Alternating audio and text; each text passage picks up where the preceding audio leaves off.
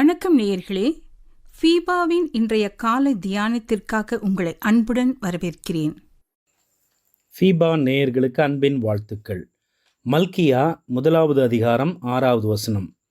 குமாரன் தன் பிதாவையும் ஊழியக்காரன் தன் எஜமானையும் கனம் பண்ணுகிறார்களே, நான் பிதாவானால் என் கனம் எங்கே? நான் எஜமான் ஆனால் எனக்கு பயப்படும் பயம் எங்கே? என்று சேனைகளின் கர்த்தர் தமது நாமத்தை அசட்டை பண்ணுகிற ஆசாரியர்களாகிய உங்களை கேட்கிறார். அதற்கு நீங்கள் உமது நாமத்தை எதினாலே அசட்டை பண்ணினோம் என்கிறீர்கள்.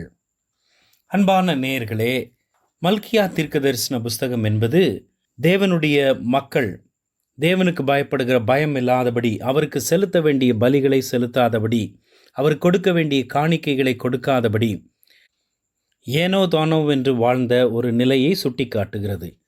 தேவன் அந்த மக்களுடைய ஆசாரியர்களை பார்த்து கேட்கிற கேள்வி, நான் பிதாவானால் என் கனம் எங்கே? நான் எஜமானானால் எனக்கு பயப்படும் பயம் எங்கே? என்று சேனைகளின் கர்த்தர் தமது நாமத்தை அசட்டை பண்ணுகிற ஆசாரியர்களாகிய உங்களை கேட்கிறார்.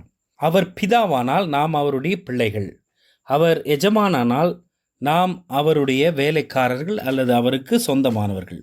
அவருக்கு பயப்படுகிற பயம் நம்முடைய வாழ்க்கையிலே காணப்பட வேண்டும் என்பதை நாம் அறிந்திருக்கிறோம். இந்த மக்களை பார்த்து ஏன் ஆண்டவர் இந்த கேள்வியை கேட்டார் என்றால், 7வது வசனத்திலே அதற்கான அர்த்தத்தை அல்லது விளக்கத்தை தேவன் கொடுக்கிறார். என் பீடத்தின் மேல் அசுத்தமான அப்பத்தை படைக்கிறதினாலேயே, ஆனாலும் உம்மை எதினாலே அசுத்தப்படுத்தினோம் என்கிறீர்கள். கர்த்தருடைய பந்தி எண்ணமற்று போயிற்று என்று நீங்கள் சொல்லுகிறதினாலேயே. நீங்கள் கண் ஊனமானதை பலியிட கொண்டு வந்தாலும் அது பொல்லாப்பல்ல. நீங்கள் கால் ஊனமானதையும் நசல் பிடித்ததையும் கொண்டு வந்தாலும் அது பொல்லாப்பல்ல என்கிறீர்களே. அதை நீ உன் அதிபதிக்கு செலுத்து, அவன் உன்மேல் பிரியமாயிருப்பானோ, உன் முகத்தை பார்ப்பானோ என்று சேனைகளின் கர்த்தர் கேட்கிறார். 8வது வசனம். இந்த 2 வசனங்களிலே கர்த்தருக்கு பயப்படுகிற பயம் இல்லாத ஆசாரியர்கள் அவர்கள் தேவனுக்கு எப்பேற்பட்ட பலியை செலுத்தினார்கள் என்பதை பாருங்கள். நமது காணிக்கைகள், நமது பலிகள் என்பவைகள் நம்முடைய உள்ளத்தின் நிறைவினால் கொடுக்கப்படுகிறவை, அருளப்படுகிறவை.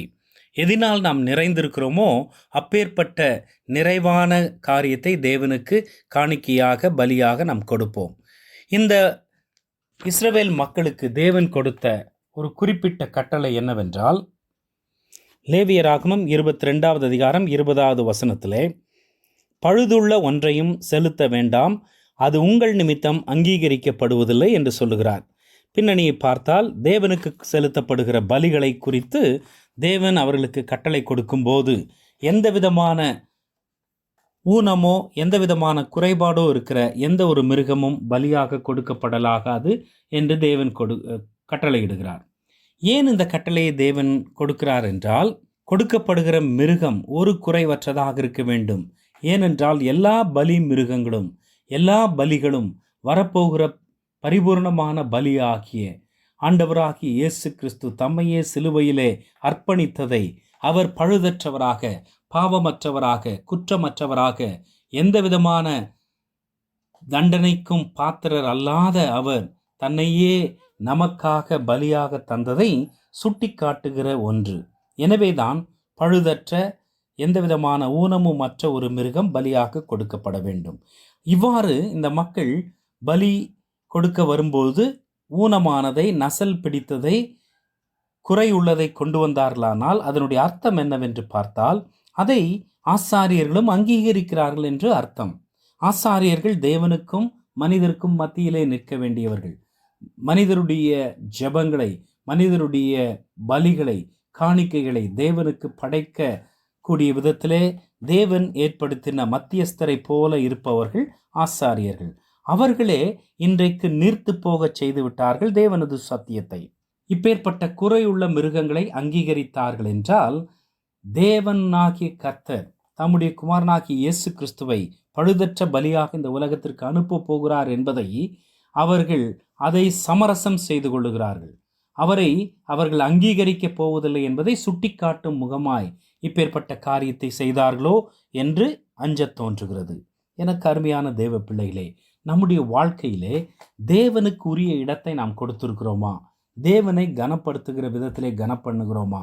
தேவனுக்கு உரிய ஸ்தானத்தை, உரிய மரியாதையை, உரிய காணிக்கைகளை உரிய நேரத்தை கொடுக்கிறோமா? ஒருவேளை நாம் அதை கொடாதபடிக்கு வஞ்சித்து வைத்தால் இந்த ஆசாரியர்களைப் போல தேவன் நம்மை பார்த்து கேள்வி கேட்க முடியும். நம்முடைய அர்ப்பணம், நம்முடைய காணிக்கை, நம்முடைய பலிகள் எப்பேற்பட்ட பலிகளாக இருக்கின்றன? சிந்திப்போம். இன்றைய காலை தியானத்தில் பங்கேற்றமைக்காக நன்றி. உங்களது கருத்துக்களை பகிர்ந்து கொள்ளவோ மேலும் விவரங்கள் அறிந்து கொள்ளவோ 9458585042 என்ற எண்ணிற்கோ அல்லது info@fibaonline.org தொடர்பு கொள்ளவும். தேவன் தாமே உங்களை ஆசீர்வதிப்பாராக. ஆமேன்.